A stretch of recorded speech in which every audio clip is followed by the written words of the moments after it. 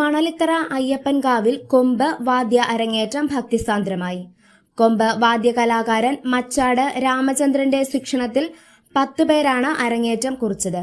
ക്ഷേത്രം തന്ത്രി ബ്രഹ്മശ്രീ പനാവൂർ ദിവാകരൻ നമ്പൂതിരിപ്പാട്, മച്ചാട് തിരുവാണിക്കാവ് മേൽശാന്തി സുരേഷ്, മച്ചാട് തിരുവാണിക്കാവ് പറ അടിയന്തരം കൃഷ്ണകുമാർ ഇളയത്, മണലിത്തറ അയ്യപ്പൻകാവ് ക്ഷേത്രം മേൽശാന്തി രാമകൃഷ്ണൻ എമ്പ്രാന്തിരി, കൊമ്പ് വാദ്യകലയുടെ ആശാൻ മച്ചാട് രാമചന്ദ്രൻ എന്നിവർ ചേർന്ന് ഭദ്രദീപം തെളിയിച്ചു.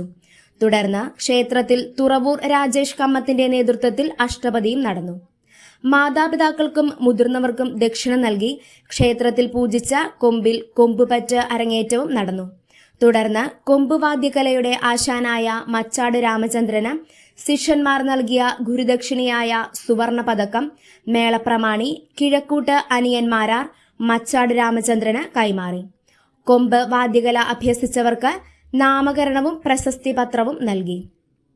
മണലിത്തറ അയ്യപ്പൻകാവിൽ നടന്ന ചടങ്ങിൽ ക്ഷേത്രസമിതി പ്രസിഡന്റ് രാജേഷ് പറമ്പത്ത്, സെക്രട്ടറി അനീഷ് കണ്ടമാട്ടിൽ, ഹേമചന്ദ്രൻ, വേലാഘോഷ committee president O Suresh Kumar, K Sreekrishnan, മറ്റംഗങ്ങളും ദേശനിവാസികളും പങ്കെടുത്തു.